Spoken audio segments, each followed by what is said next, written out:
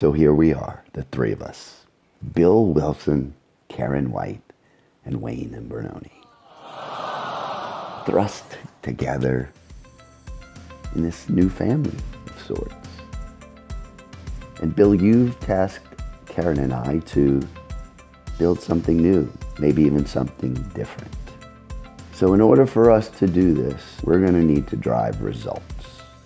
And the best way to drive results is to have a strategy. So this is an attempt for us to get a 50,000-foot perspective of a strategy, or at least a strategic management plan. It's important to understand that a great strategy isn't just about having a strategic plan. It's about building confidence in the whole organization and allowing us as leaders to lead with that confidence by having a vision and a roadmap for getting there. It's the kind of confidence that cascades from us as leaders to the front line. Teams know where they're going and why, and individuals, they contribute with purpose and in meaning. That's our goal. So as we fly through the sky here at 50,000 feet, I want to provide to both of you an overview of the strategic planning process. And instead of going through a long, boring list of details, I'd like to try to achieve this through an illustration. So we always start with our mission statement. Now I have this illustrated here as a box because a good mission statement helps clarify what's inside the box and what's outside the box. And most importantly, it answers the question, why we exist as an organization. Once we've answered that, then we can jump right in to determining where we are now. And we figure out where we are now by looking at data, both externally and internally. This is things like what's going on in our industry, in our environment, with our competitors, with our customers. What's our staff saying about what's working, what's not working? What are our partners saying about what they like and what they don't like? So we've spent the last 90 days collecting all that information. So now we need to synthesize it into our handy little strategic thinking tool. It's called SWOT. Strengths, weaknesses, opportunities, and threats. So once we've got that identified, we use that information as well as our collective thinking, if you will, to determine where we want to be in the future, our vision. So we already have our vision. We kind of know where we want to be in the future. But we just needed and need now a little refreshing of our vision.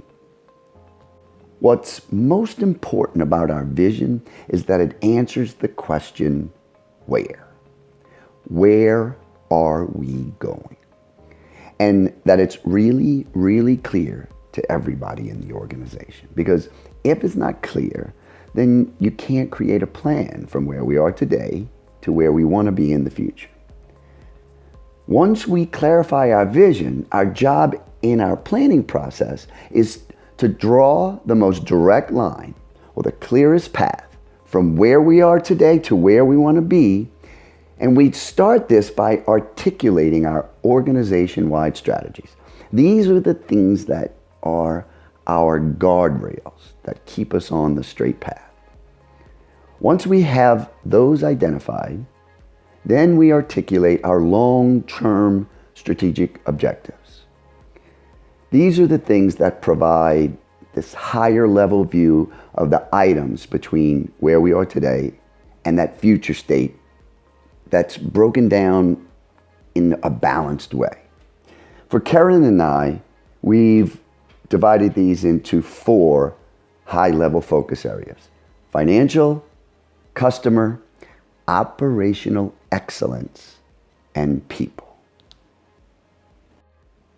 Once we have clear long-term strategic objectives, we then identify our short-term goals. I'm defining goals using the acronym SMART: specific, measurable, actionable, realistic, and time-bound. We articulate these goals over multiple years, and we demonstrate those goals in milestones that I've broken down into milestones due in year 1, year 2, and year 3. For our current year, our first year, you want to break that down into specific goals at the functional or the departmental level, and then at the individual level. So you want to cascade your goals. You want to cascade your corporate goals to your departments and then to your individual contributors. And once you have all these individual pieces put together, then you have a really good plan put together. But no plan is complete if you don't talk about and figure out how you're going to execute it. So let's talk about execution. A couple of key items. First, everybody in our organizational structure needs to have a clear action plan. Everybody needs to know their piece of the overall plan and what they are specifically responsible for the year, for the quarter. We need to identify when we're going to come together and talk about the plan, the strategy, and then make adjustments and adaptations, right? So we can have quarterly strategy reviews, and here we'll have them in these months, the months following the end of a fiscal quarter. But it's absolutely imperative that we identify and clearly publish these dates. Then we need to pick a system to track our progress. I've been using this particular project management plan. So when we come into these meetings with our goals, everybody has the same documentation. Everybody's speaking the same language when we talk about how we're doing against our plan. When we have this, that's when we have a complete strategic planning process. Boom, right?